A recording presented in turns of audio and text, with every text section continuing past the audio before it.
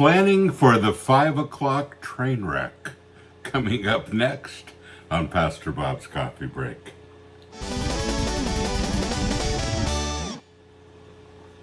It's a motto that we're a little bit familiar with. I am blessed to be a blessing. People have been asking, you should do a mug, and we did a long time ago. I'm blessed to be a blessing. Great mug, great t-shirt, great poster. Great place to store some of that wonderful, wonderful coffee that we have. Doing melodic today. It's a medium blend and not quite as dark as our hardcore blend, but melodic is really good. Enjoying it this morning, and you need to try it if you haven't. That and all of our coffee and our mugs and our posters and our t-shirts and our swag right here. We are metal, we are family.com. Dear Pastor Bob, if a husband is the breadwinner of his family, should he have to do stuff when he gets home from his job? I work between 50 and 65 hours per week. Wow, that's a lot. Sometimes a little more. I work a hard job both mentally and physically in the healthcare business. When I come home from work, my wife often has a to-do list for me. Some pastors I've talked to said that I shouldn't be expected to lift a finger with house chores since I work a lot at my job. Also, I want to lay down shortly after I get home because work makes me tired. My wife doesn't need to work outside the home because I make enough. That's what some would consider a traditional wife. So because of this, some say that my wife that she is expected to do everything in the house before I get home from work. What are your thoughts on that? What advice would you have for me from a biblical perspective? This is a difficult one, isn't it? And I can already see a whole lot of women, especially out there, with those little tiny hairs on the back of your neck standing up. Well, you know, the Bible does talk about traditional values, and it does talk about the difference between men and women. And it's difficult in a day when we can't even define them. Yeah. But going back to biblical principles, this is one.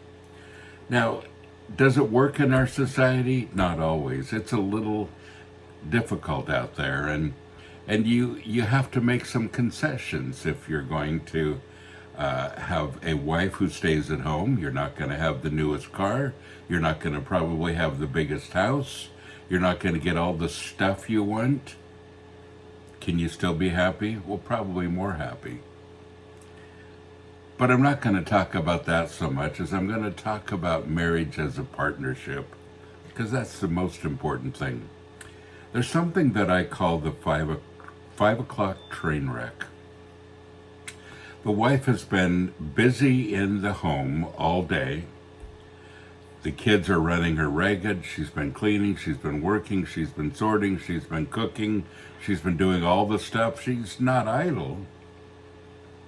And she looks forward to the time when her husband gets home to just have a little break, because she hasn't had any break at all. And then he gets home and he's had a busy day. He's a little grouchy. He's exhausted, and he just wants a little bit of rest. And both of them have the same need at the same time. They need to get away from things, and they need a little rest. Yeah. I call it the 5 o'clock train wreck because for so many families, it is.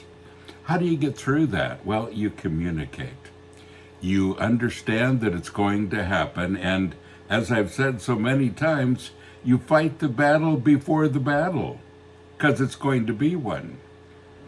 Both husband and wife are correct here. She needs a little break. He needs a little rest. So what do? Several things you can do. You plan for it. You know, if you need a little bit of time off to take a power nap, Maybe that's something that you both discuss and you do it. Maybe not every time, but maybe every other time. She needs you to be present when you get home. So maybe you plan for that as well. And how does that look? And what does she need? And so maybe every other day, she has her needs met at that 5 o'clock train wreck.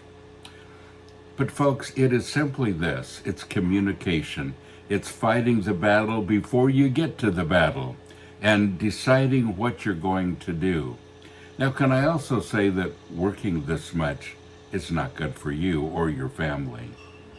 That's an important thing. And of course you're going to be tired when you get home because you're working too much. And probably need to think about that as well. Maybe you can cut back in other areas of your expenses to be able to not work so much so you can be a little more present. No wonder you're tired. And no wonder your wife is frustrated. She's alone with the kids way too many hours without any help. So these are things you need to discuss. Sit down together. If you have to hire a babysitter, go out to dinner and talk about these things. And make sure that you come to some conclusions. You fight the battle before the battle. You make concessions. And neither one of you feel like they're more important or more entitled than the other. Marriage is a partnership. And a husband's role and a wife's role are both very hard work. Remember that. Well, folks, I hope that helps. I hope it helps you. And don't forget, you are blessed. So go and be a blessing.